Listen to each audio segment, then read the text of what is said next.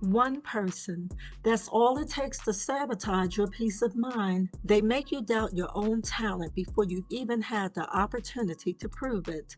And they steal the confidence you need to finally make your mark. If you feel like your future is being held hostage by someone else's toxicity, the power shift begins right now. Hello, driven professionals, and welcome back to the channel where we protect your peace and master your work life.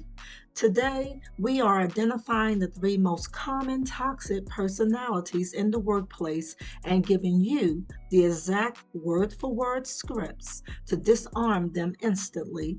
No drama, just results. All right, ambitious professionals, let's do this. Type 1, the passive aggressive sniper. These are the masters of the backhanded compliment and the public jab disguised as a joke. Here's an example of what I mean. You're in a meeting and the sniper says, "Great job on the presentation, Tina. I'm surprised you managed to finish it on time for once." Here's the wrong reaction. Most people either laugh nervously or get defensive and angry. Both of these are a win for the sniper because they want to leave you feeling unsettled and unsure of your standing in the room. To disarm a sniper, you must bring the hidden meaning behind what they're saying into the light. Here's your script. "I'm curious about that comment. It sounds like you have a concern about my time management. Is there something specific you'd like to discuss?" Now, what if they say, "Oh, I was just joking. You're so sensitive." Don't smile.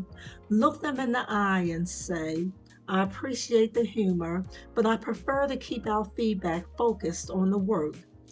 Anyway, moving on. You see, this kills the joke and makes it clear that their tactics don't work on you. Their goal isn't to start an open fight, it's to leave you feeling unsure of yourself, to upset you, and to stop themselves from looking like the bad guy in the room. But when you bring the subtext, what they're really saying, into the light, you show them that their jabs don't work on you because you have a quiet power. You aren't reacting, you're responding. And in the professional universe, the person who stays in control of their emotions stays in control of the room. I want you to take a second and really internalize this. If you're taking notes, write this down. The person who reacts the least holds the most power. That is the essence of your quiet power. Type 2, the credit-stealing chameleon. They are quiet during the hard work, but become the loudest person in the room when the boss walks in. Here's an example of what I mean. You mention an idea to them privately. An hour later, in the team meeting, they present your idea as their own. Here's the wrong reaction. Sending a furious email about the meeting or staying silent and stewing in resentment. By then, the ownership of your idea has already shifted in the boss's mind. You must intervene immediately but professionally. Here's your script. "I'm so glad you brought that up. When I mentioned that idea to you earlier, I was actually thinking we could take it a step further." Now, what if they double down and say, "Actually, I've been working on this for weeks"? What you do is you use the paper trail response. "That's interesting. I love to compare our notes, especially since my draft from yesterday morning covers these exact points. I'll CC the manager on our thread so we can align." This signals that you have receipts. The chameleon relies on your silence to steal your light. By speaking up, you aren't being difficult, you are being accurate. Your quiet power lies in the facts, so own your results or someone else will. Write this down. In a professional universe, your work doesn't speak for itself. You do. Before we look at our final personality, let's talk about a simple trick that changes everything. The 3-second rule. When someone says something toxic, inflammatory, or rude, stop. Count to 3 in your head while looking them directly in the eyes. This creates a heavy silence that puts all the pressure back on them. Usually, the toxic person will feel the need to fill that silence and will often end up backpedaling or over explaining their rudeness before you even say a word. Silence is often the loudest boundary you can set. Type 3, the chronic complainer. They don't want a solution, they want a hostage.